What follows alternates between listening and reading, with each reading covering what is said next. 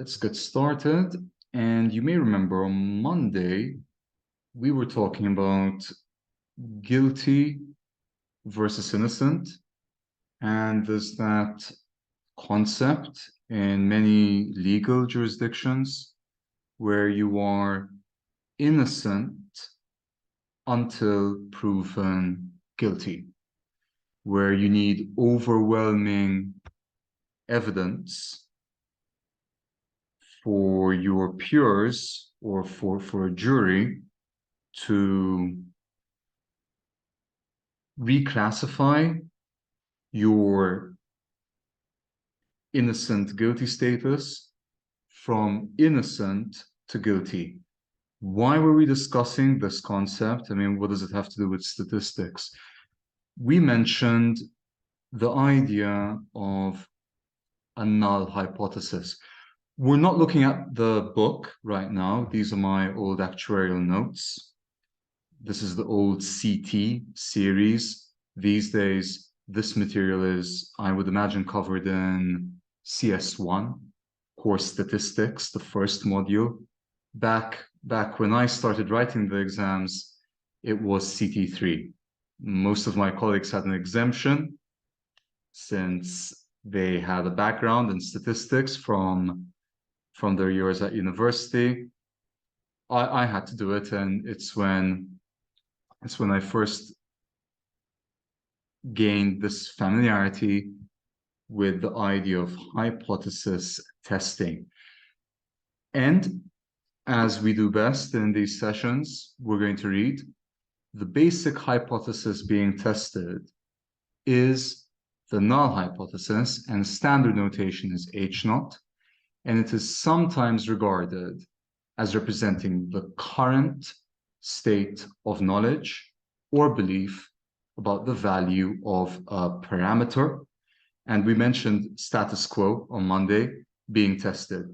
In many situations, a difference between two populations is being tested, and the null hypothesis is that there is no difference. So for instance, take two populations of students. One group of students is learning the usual way. Think of it as the traditional way. But with a second group, you decide to use virtual reality, for example. You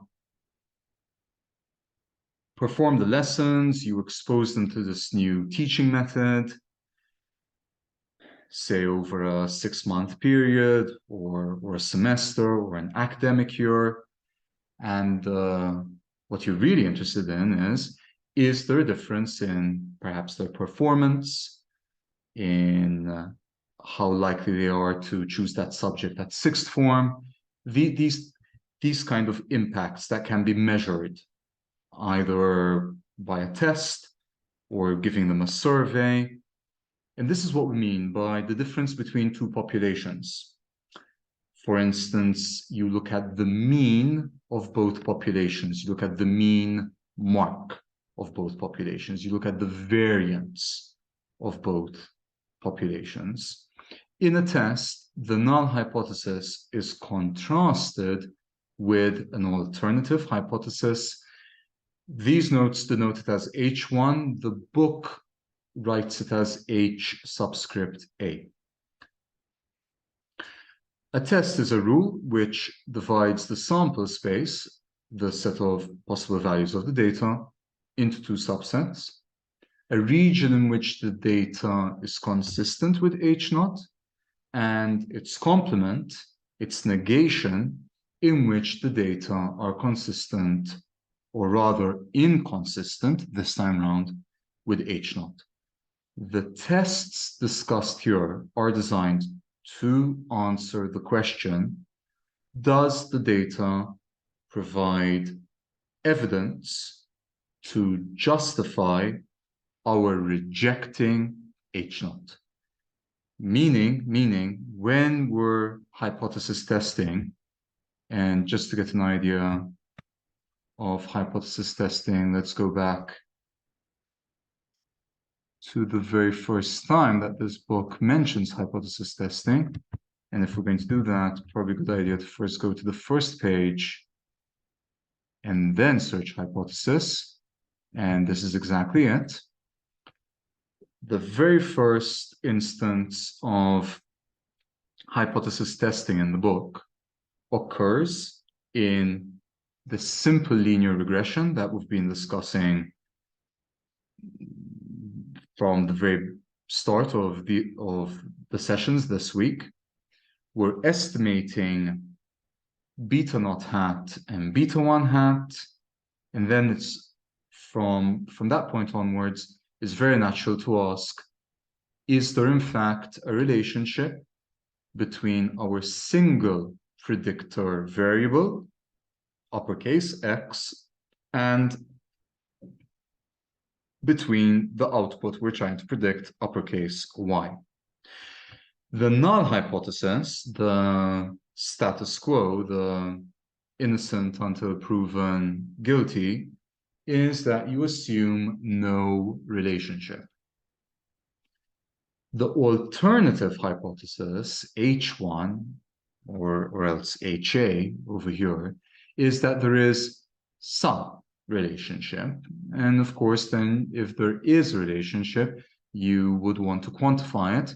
And beta 1 would be the true relationship, the rate at which Y changes, either increasing or decreasing, as you increase the value of X. Are they, to a certain extent, directly or positively correlated, or are they negatively correlated? Is the slope negative? My idea was that before we actually go into hypothesis testing, I'd like to do something similar to yesterday's session. Now, what was yesterday's session? It was where we were discussing unbiased estimators. What is an unbiased estimator? Well, we usually infer, we usually deduce quantities or summaries of a population of data subjects. So think of everyone who intends on voting in our next general election by only surveying, interviewing, collecting a smaller subset of the entire population. This is what we usually refer to as the sample. Now, the sample is going to have, to one degree or another, an element of bias in it. So calculating the mean of your sample, while it may give you an idea, or you may use it to get an idea of the overall population mean, we would certainly be optimistic to assume that is going to necessarily correspond exactly to the population's mean. And there's this concept of creating unbiased estimators. What is an unbiased estimator? That you're kind of looking at it on two levels. You have, instead of one single sample data set, you have multiple data sets, multiple samples. You calculate the mu hat, or the estimated mean, for each of those sample sets. And if it's an unbiased estimator, the mean of those means should equal exactly the population mean, because you have certain samples where the mean is underestimating the true mean, the population mean. Similarly, there'll be other data sets, and you're hoping that they kind of cancel each other out. You're kind of hoping that as much as you're overestimating the mean in one sample data set, you are underestimating it in another. And what I'd like us to do over here is something similar, but I would like to create, just before we do this hypothesis testing, I would like to create an interval of beta 1 hats. So what do I mean by this?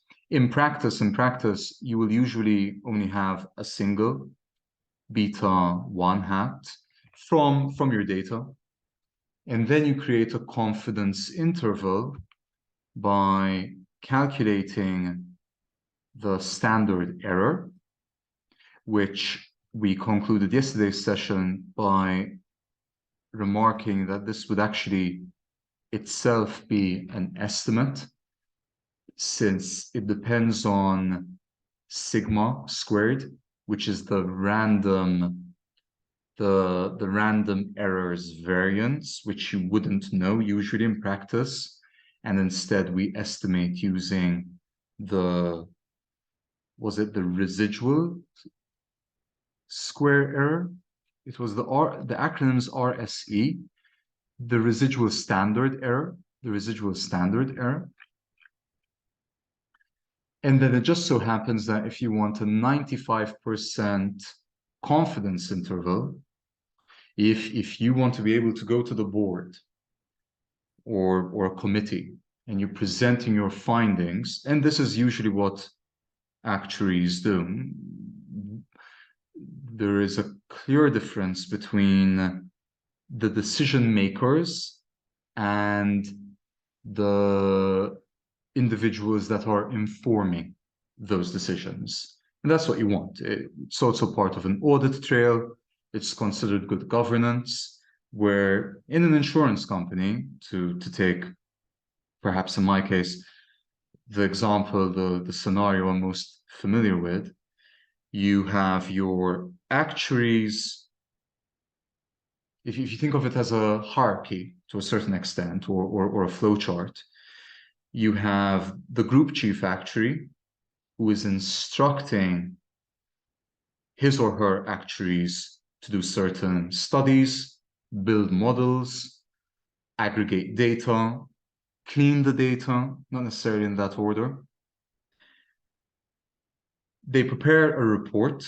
Usually the group chief actuary signs off that report. So you have their signature, you have their sign off. Then that report is presented to a committee. So for example, a pricing committee, a reserving committee, a capital modeling committee, claims committee, underwriting committee. These are 5 of the most important decision-making components within an insurance company, and it's quite similar beyond insurance. And that committee will then recommend to the board. So finally, it's always the board that's answerable to the shareholders, but you have this entire process where the actuaries or the data scientists are producing their findings, and they're not giving what we call a point estimate. They're not giving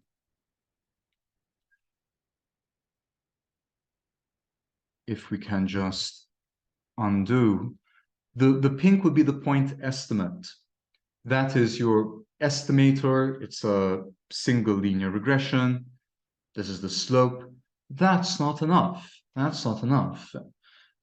Any seasoned committee member or member of the board, they're naturally going to ask, well, okay, this is all well and good. What are your margins of error? What is your confidence interval? What is the risk that you're expecting me to, well, first of all, comprehend? And secondly, if I let's say it's a pricing committee, and the actuaries or the chief actuary is advising we should sell this new product, we should in the first 2 years set these prices to these different segments of policyholders, and you're going to suggest a recommended price. So pet insurance for this type of pet on an annual basis with a limit of 5K a year should be priced at 100 euros, for instance. Now that's your best estimate. That's your best estimate. You usually go a step beyond that, and you give, well, first and foremost yourself, and then anyone who's going to use that advice, anyone who's going to actually take decisions on the basis of your findings and conclusions. Usually the report would have an executive summary, and in half a page, you should be able to lay out everything, have a bit of an actuarial best estimate within it. And this is where these plus and minus standard errors come into play.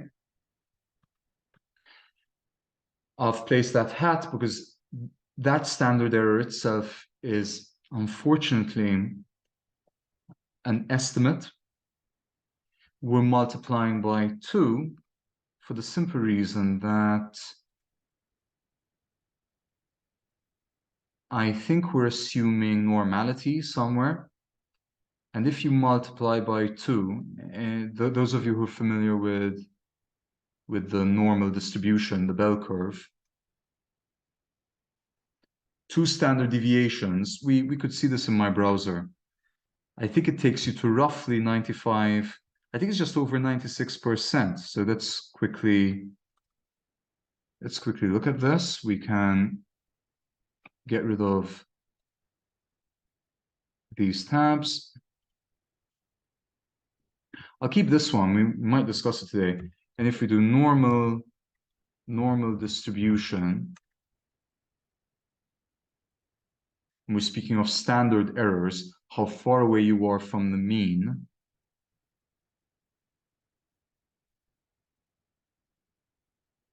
Yeah. So it is in fact actually 95%. Don't ask me from where I got that 96%, but close enough. So two standard deviations away from the mean captures 95% of the likely, or of the possible, I should say, of the possible outcomes. Now, if you want it to be 99.7%, and by the way, that's very close to Solvency II. So Solvency II regime, insurers are expected to be capitalized. They're expected to have enough of a buffer when it comes to their assets over liabilities of 99.5%. So in many ways, you can think of Solvency II regime. It's a European Union directive that really sets out practically every aspect of how insurance companies operate. Then that capitalization is your confidence interval that the company doesn't fail, that the company is able to pay out its insurance claims. That confidence interval has a width of 3 standard deviations either way. You can think of your mu as your balance sheet. So the balance sheet is what you're expecting. But then you say, well, my assets could lose value in the next 12 months. Solvency II uses a 1-year time horizon, which is why I'm mentioning 12 months. So you say, well, my assets could lose value, my liabilities could be underestimated, my balance sheet, and actually that would be what if we just search for a balance sheet? What if we do, for example, Bupa, and there's something called an ORSA. And let's see. No, the ORSA isn't public. You know what is public? Not the ORSA, not the ORSA. This has to do with Pillar 3 reporting. SFCR, SFCR. And we'll probably be able to download it. We could look at, yeah, I just took Bupa as an example. So where is Bupa's SFCR? Let's see. Maybe we'll delete Pillar 3. We'll do this.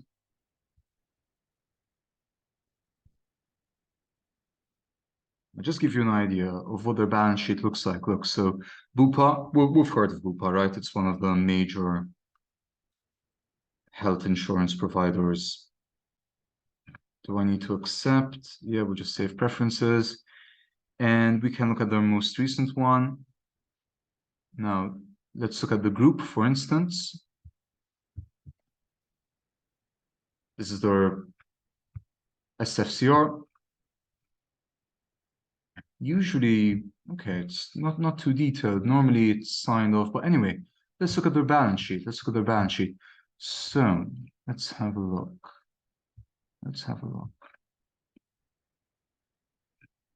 So what if I type balance sheet?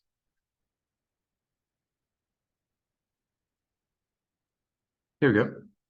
So look, number one, notice there are two different valuation bases. What do I mean by valuation bases? Well, in just very simple terms, let's say that you're selling your car, you value it at so much, but when you actually speak to an expert, and again, even experts will disagree between them. What is an expert, after all? Anyone can call themselves an expert, but maybe we assign more value to their own estimate or valuation.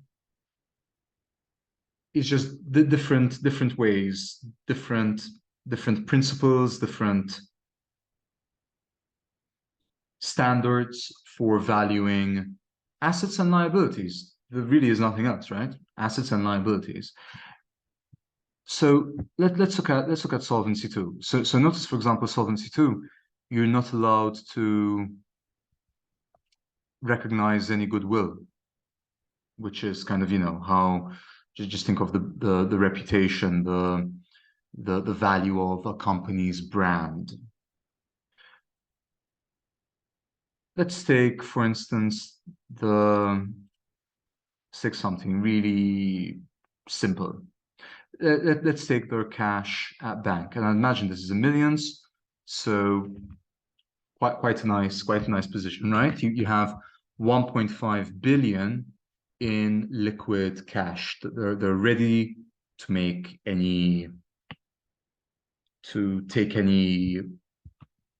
take advantage of any maybe investment opportunities, to pay out claims.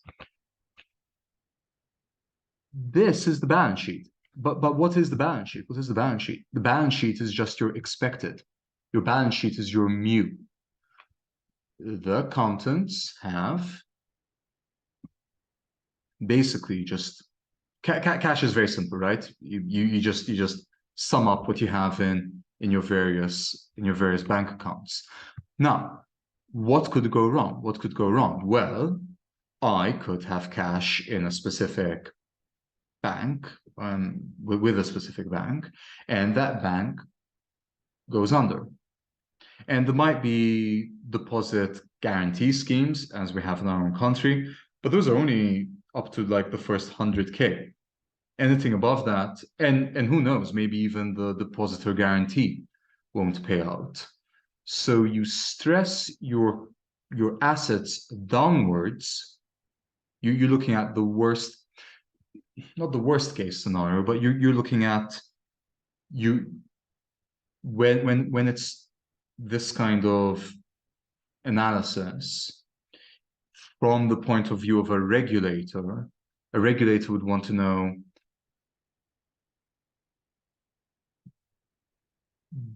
to what extent could this be overestimated because it's an asset. So you want to be, what's the word? Not prudent. You want to just, what's that phrase when you want to be on the safe side. So you can stress your cash downwards.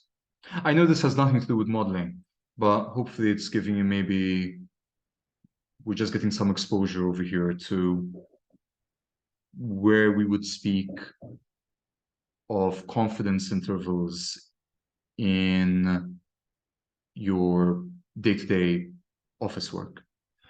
Now, and this is where actuaries come in. Actuaries, the joke we've often repeated it, is actuaries are more comfortable with liabilities than with assets. Many of the techniques that we learn are in fact for valuing liabilities, specifically insurance liabilities. What is an insurance liability? If I owe you 100 euros, is that an insurance liability? No, I owe you 100 euros, plus maybe some interest. An insurance liability is when you have liabilities that at their very core, they are intrinsically tied into what we call contingent events. You may have heard of contingent events if you ever had history as well. Contingencies, things that didn't necessarily happen, things that weren't guaranteed to happen, contingencies. So if we look it up, an event that may, but is not certain to occur. This is what actuaries are looking at, right?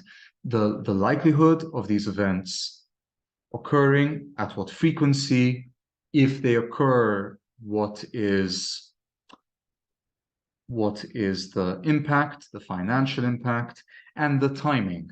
So actuaries, at least in non-life, look at three major sources of uncertainty relating to what we refer to as technical provisions. It's a provision.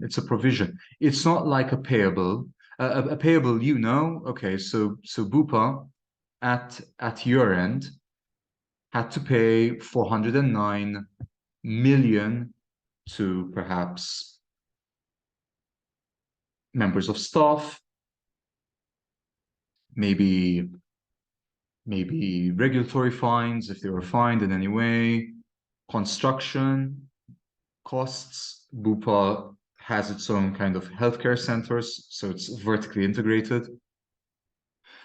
That's not a provision. That you kind of know that down to the last cent. It's not really based on contingent events. On the other hand, technical provisions, and that's D2. I wonder if it goes into more. I wonder if it goes into more detail. So what if we look up D2? D2. So the technical provisions for Solvency II purposes are an estimate. They're an estimate. They're an actuarial estimate. And in the balance sheet, you will see the actuarial best estimate. And all we mean by best is not it's superior to another estimate. It is the mean. It is the mean of the cost at which insurance contracts could be transferred to another knowledgeable insurer in an arm's length transaction. In fact, here we go. Look, the abbreviation is BEL, and it is the best estimate liability. And let's see if, do they throw in any probability jargon? Not that I can see.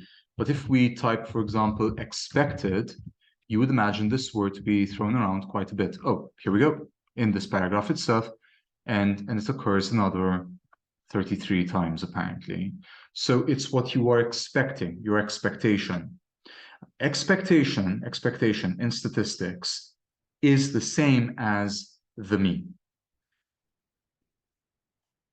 And the idea is that although in your balance sheet you have a point estimate, you have a single value, in all likelihood, that value is wrong. Now, it could be off by €1, or we're probably measuring in sterling over here, given that it's Bupa. It could be off by £1. It could be off by £1,000,000, and in either direction, right? In either direction, although the regulator is most interested in the adverse development scenario. By how much could this value increase? And can this insurance company withstand such an increase? So imagine probably COVID to a company like Bupa, unless they had certain exclusions in their policy terms and conditions, well, it was probably impacted. It was probably COVID may have even been an existential threat to the company. Okay, so confidence intervals, presenting your results to a committee or to your superior, a member of the C-suite. And these confidence intervals are based on the standard error. Now, my idea was that we would do something similar to yesterday. Yesterday's session, we did basically no regression, but we were only working with data capturing a single variable. I think it was the heights of 5,000 individuals, but it was 100 individuals at a time from 50 data sets. I'd like to do something similar today, and we'll see where it takes us.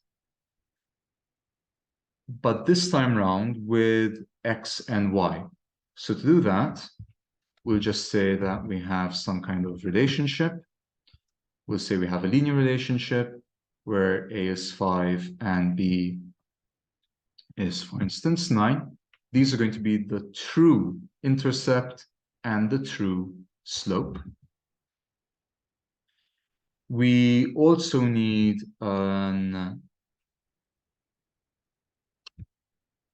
error term. We need an error term, and we need to give it a mean and a standard deviation. So we'll call it error mean. We'll take it as 0. We'll take its error standard deviation,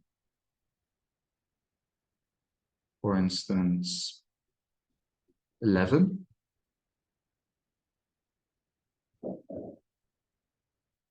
And then we'll say, let's say X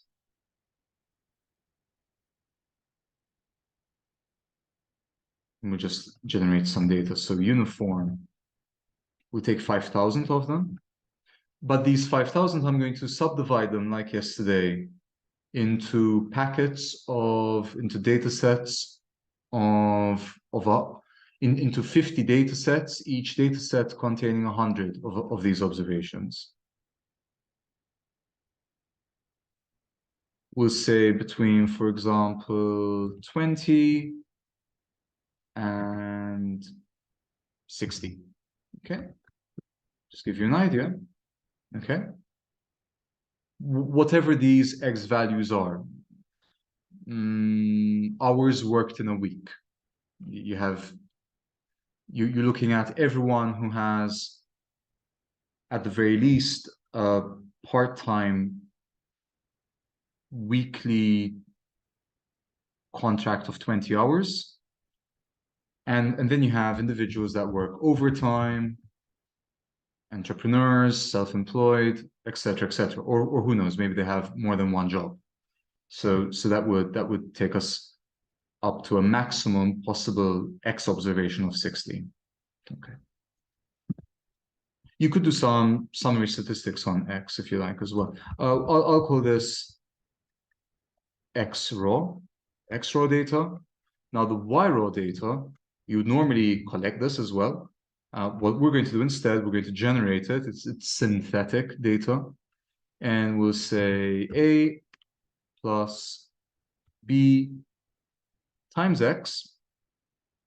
Now, if I stop here and I plot, then everything is on the same, everything is on a line. And of course, that makes absolutely no sense. But now that we do it like this, oh, this isn't working either. Why?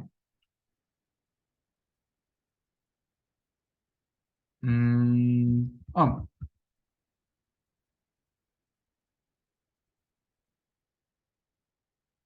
now wait a second. Why is it like that? Ah, because x has no value, right? I should be doing x raw. And hopefully this works now. There we go. So we're seeing 5,000 observations without an error term, they all fall neatly on this line. What's the equation of the line? Y equals 9x plus 5, 9x plus 5. Instead, we're going to include an error term. I'm going to have it follow a random, forget about the word random. I'm going to have it follow a normal distribution, R norm. And we need 5,000 of these with a mean of 0 and standard error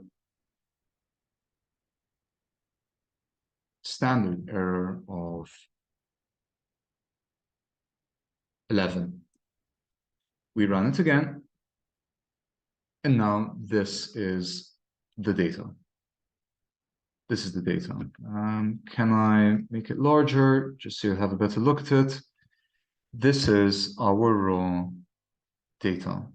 We could maybe, to make things a bit more interesting, we could increase the standard error, perhaps. Do it 30, for example. And now it's like this. I mean, there would appear to be a clear correlation, positive correlation, right, between the y and the x, and it looks linear. At least these 5,000 observations would appear to suggest linearity. Okay, so we've done this kind of work several times. What are we going to do different today? Today, we're going to partition it into 50 data sets, and we'll create beta naught hat and beta 1 hat for each of these 50 data sets. First of all, I need a data frame, and we'll call it the raw data frame. And we simply do data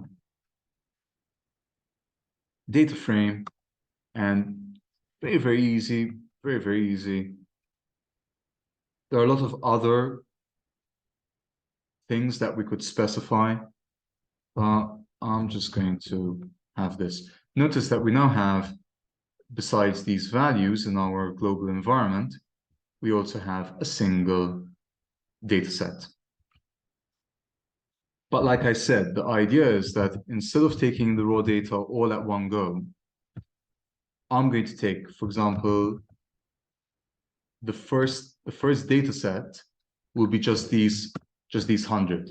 So imagine that in actual fact, you only have these 100 observations, whereas theoretically, maybe things would have developed in such a way that you wouldn't have had this data set, but you would have had another data set. And this is what we're trying to communicate to the board, that we have our data set and we've generated our B1 hat and our B0 hat, but we calculate the standard error to give an idea of the uncertainty, or to what extent it is an estimate,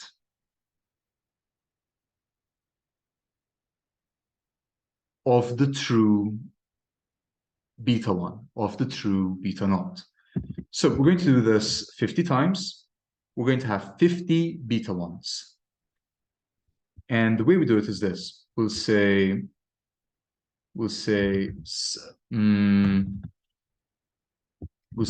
estimated beta 1. And this is just the null set for the time being, just like we did yesterday. And if I want to repeat something 50 times, it's the for function, dummy variable. I'll take k, 1 to 50. And now what am I going to do? Before I do any of this, let's just look at how you would estimate beta naught hat and beta 1 hat based on the first data set 1, which contains the first 100 of these observations. It's very straightforward. There's the lm function. It asks you for the formula. You're going to regress y raw data on the x raw data. You give it the data, and the data is raw data, but only the first 100. So think of it as only having these 100 observations. And that's it, right? That's it. And we have numbers close to what we would expect. No, not really, right? This is fine. This is fine, 8.5. This is really off. Weren't we expecting...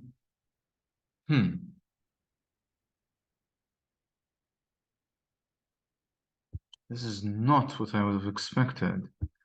Unless it's at 20. Because at 20, that would make sense, right? It would be... No. Huh. That's funny. An intercept term of 26 point... I'm clearly missing something over here. If you think you know what I've done wrong, do let me know. We're regressing y on x. Huh. That's odd. Isn't a 5?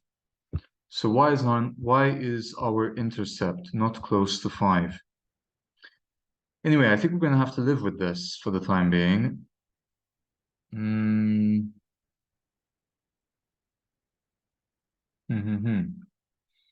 How very odd. How very odd. I don't think this is going to make a difference, right? Oh, and now it's 2.13. Ah, really strange. Oh, wait, but these now have changed, haven't they? Now that I ran it, I should have probably set seed. Set seed, I don't know, the set 1000. It makes no difference. 567. Let's try it again. Okay. And if we do it again, it should give the same. Why isn't this working? So we have, oh, because I need to set another seed over here so that it doesn't, so that each time these are the same values. I don't know, set seed for 1, 2, for instance. So we have that, and if we run it again, it should give us the same values. And now we have the same values, 1.191 and 9.020. I'm still not happy with this intercept. I was expecting, and I clearly this must be some kind of limitation in my understanding. I was expecting an intercept of 5. How very strange. Is it just the standard error? If the standard error was significantly lower, say 1, would we then get... Yes, interesting. Interesting, right? So that error term, the larger the error term is, it's not really going to impact your slope, just because the error terms kind of cancel each other out to a certain extent. But with this 30, with a much larger standard error,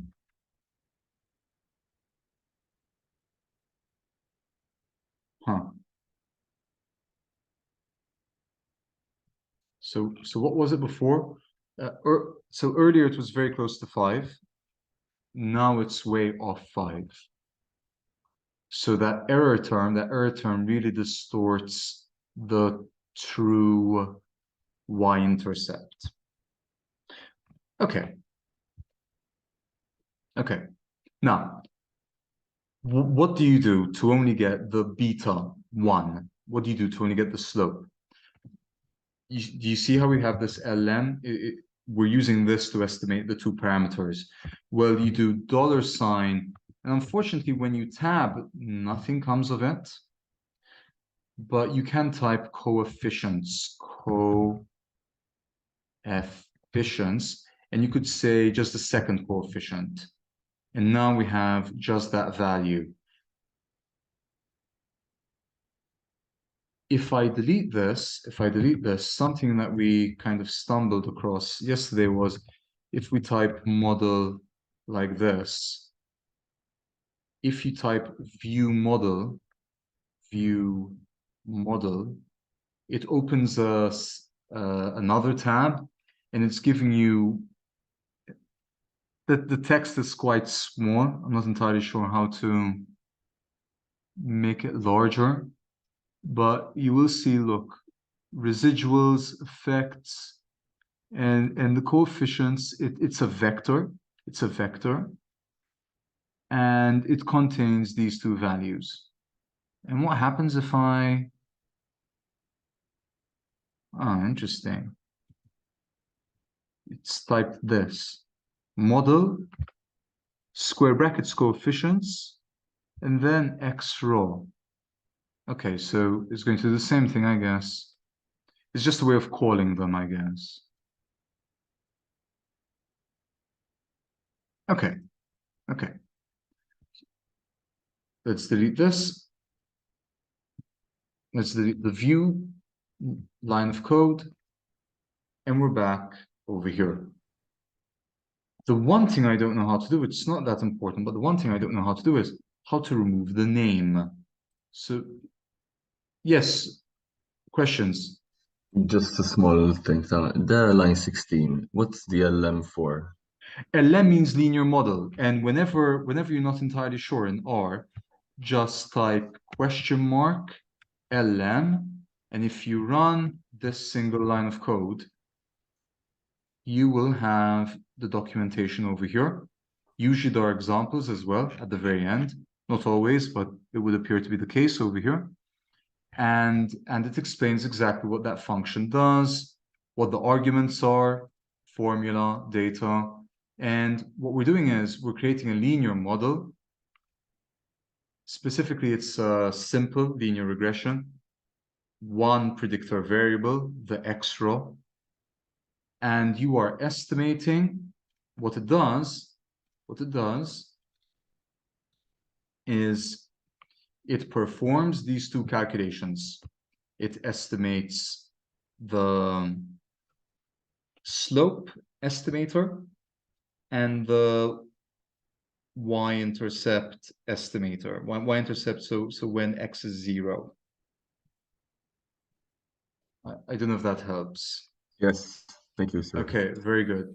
So all it's doing, all that the LM is doing is it is giving you a line that attempts to describe this data. So you would imagine, I don't know, it's probably going to give us a line like this roughly. Okay. Now what we're going to do is we're going to do this LM 50 times. Why 50 times? One time, once for each data set. And each data set is going to give us a different estimate for the slope. Okay. So let's have a look. Let's have a look.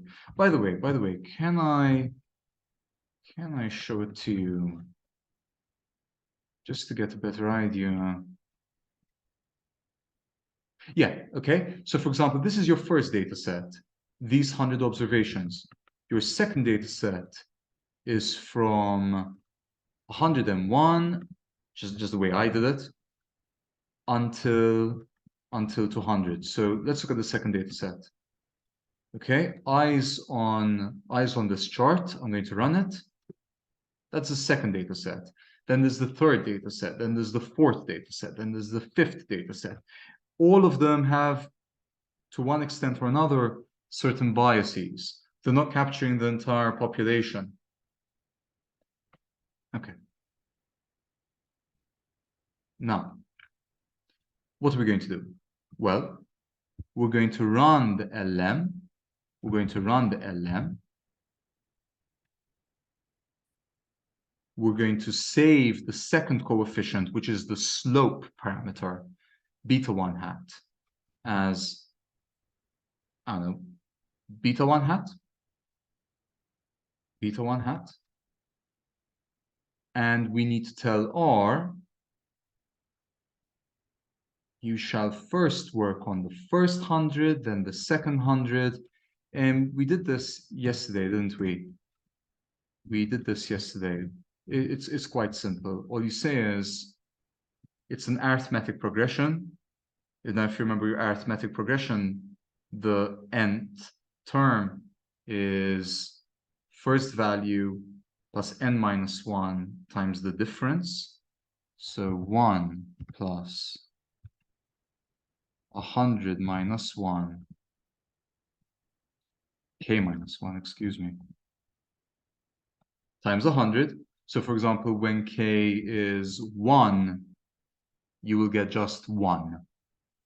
But when k is 2, you'll then get 101, because then it's going to be this one, from 101 to 200. Now, we need to give it until what? Until 100k. Until 100k. And the very last thing is to recycle this vector and save within it the previous iteration of the vector and include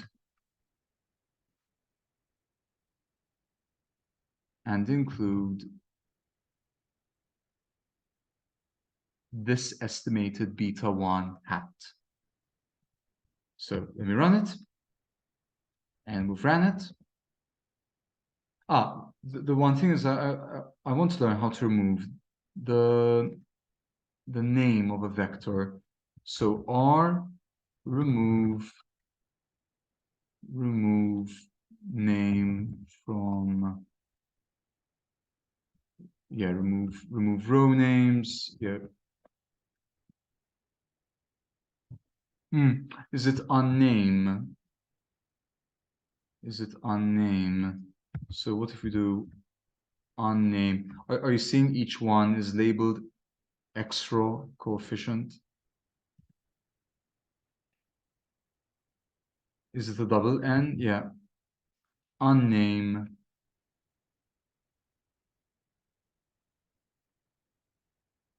Yeah.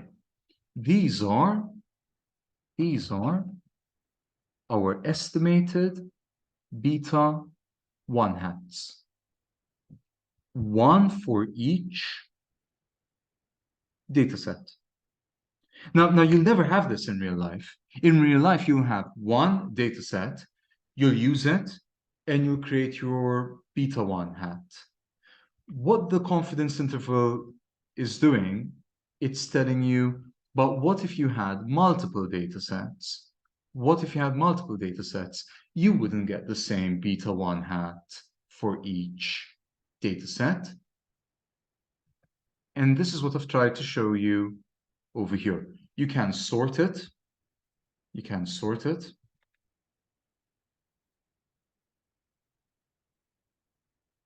In ascending order. You can do it to 1 or to 2dp.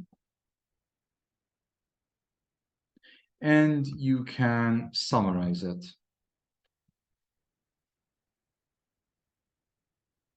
Look.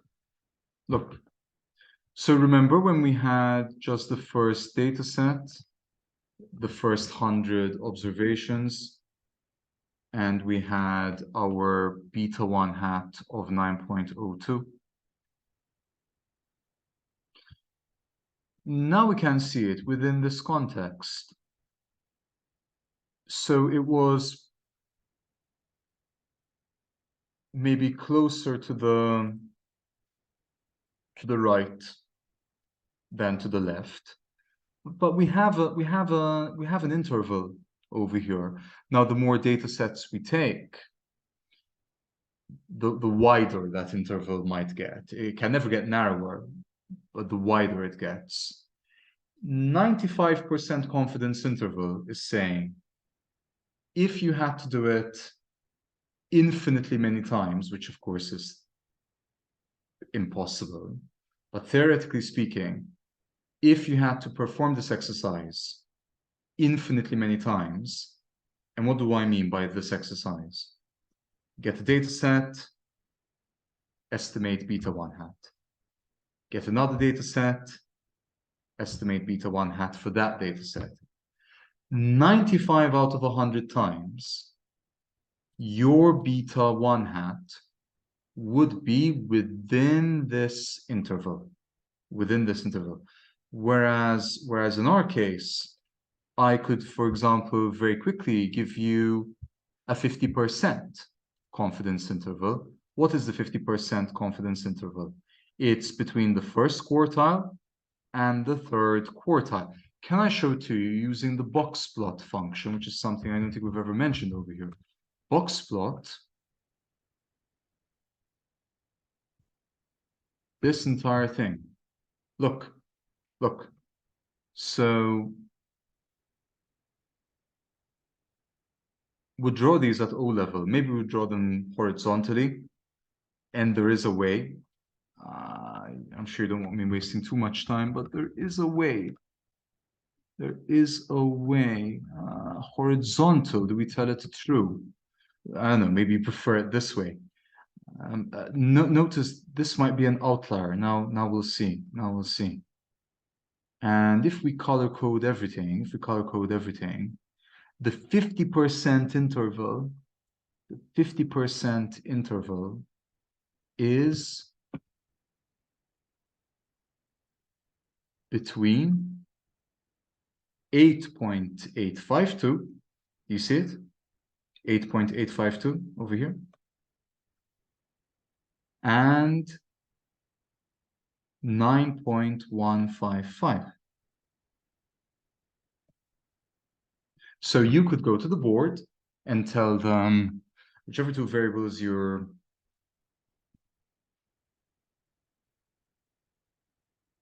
attempting to find a relationship for, you could tell them we have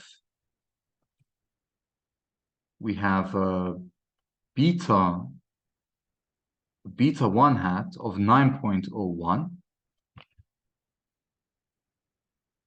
of 9.01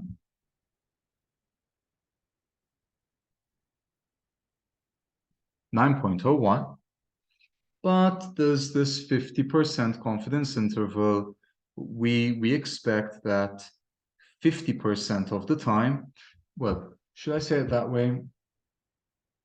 I'll say it that way. It's not maybe not the best way of saying this, but 50% of the time, or you could expect with 50% confidence that it is within this pink interval.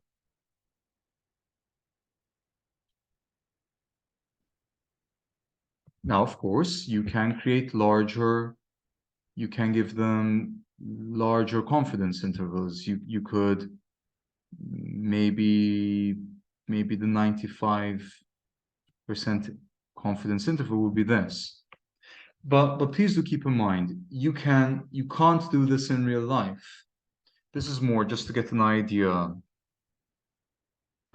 of what the book is doing. You can't do this in real life. Why can't you do it in real life? Because in real life you have one data set. That's it. One data set. You won't have multiple data sets. If you had multiple data sets, you put them all in one data set. And even so, however large your data set is, it's never going to comprehensively reflect all the theoretically possible outcomes. Even if you look at every single insurance claim ever in the history of the product, tomorrow there might be a claim with specific features or specific circumstances that have just never occurred. For example, there was one claim, was that it was a person who claimed they got an STD from having sex in a car, and I think they successfully, I don't know how successful they were. I'm trying to remember the insurance company. If we,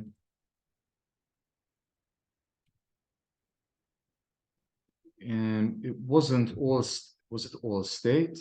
Allstate. Well, I'm not going to type, but anyway. So that's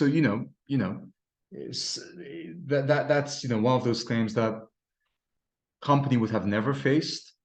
A very strange one, right? It was on their motor insurance. So how on earth are is the insurance event in any way covered by a motor insurance policy? By the way, you can imagine how they quickly changed the contract wordings of every policy that was sold after that claim was filed. It's all about having, watertight policy wordings to avoid these odd situations. So in real life, you'll only have one data set. You need to think of that data set as only one of theoretically and infinitely many different data sets, all with their own biases, which is why we use this formula,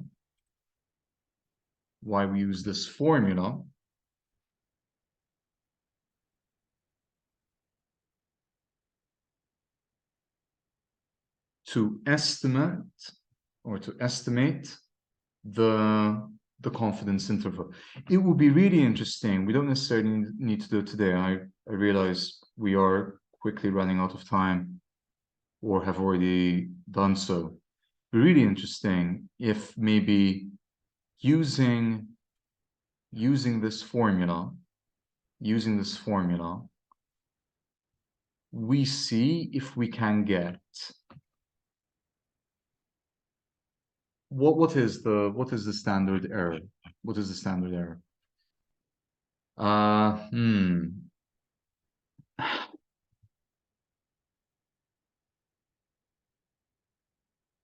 Sort of like the difference between the mean and the maximum, isn't it, right?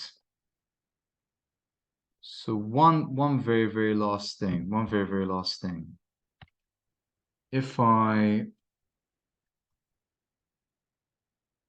If I save this as vector z, and I do max Z minus mean of Z,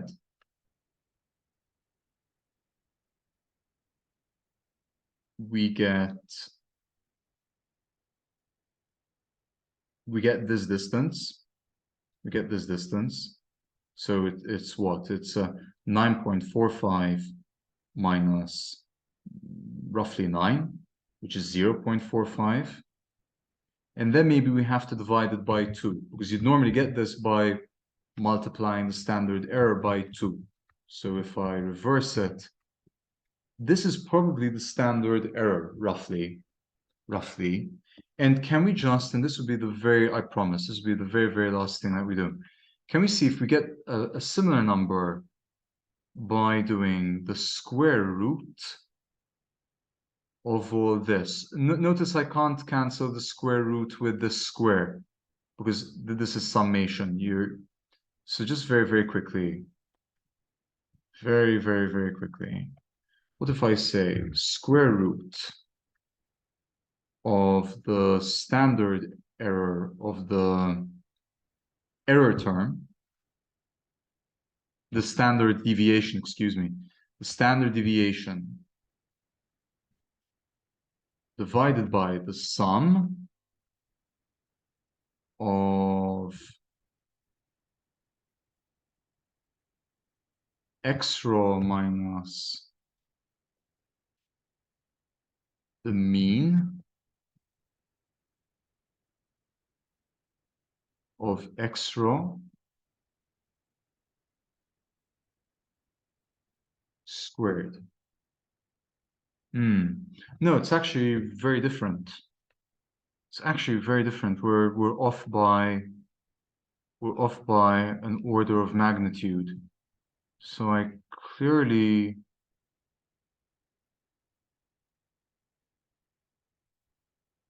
that's a pity. That's a pity. So my intuition doesn't seem.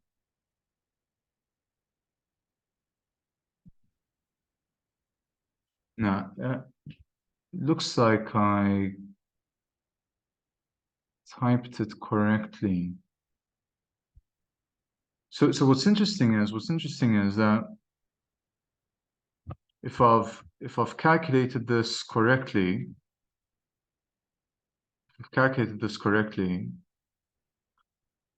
then the standard error in beta 1 should be only of 0.03. But when you multiply this by 2, you definitely don't get this. We're off by an entire order of magnitude. So it's maybe something we'll look into next session. But we'll call it a day. Thanks.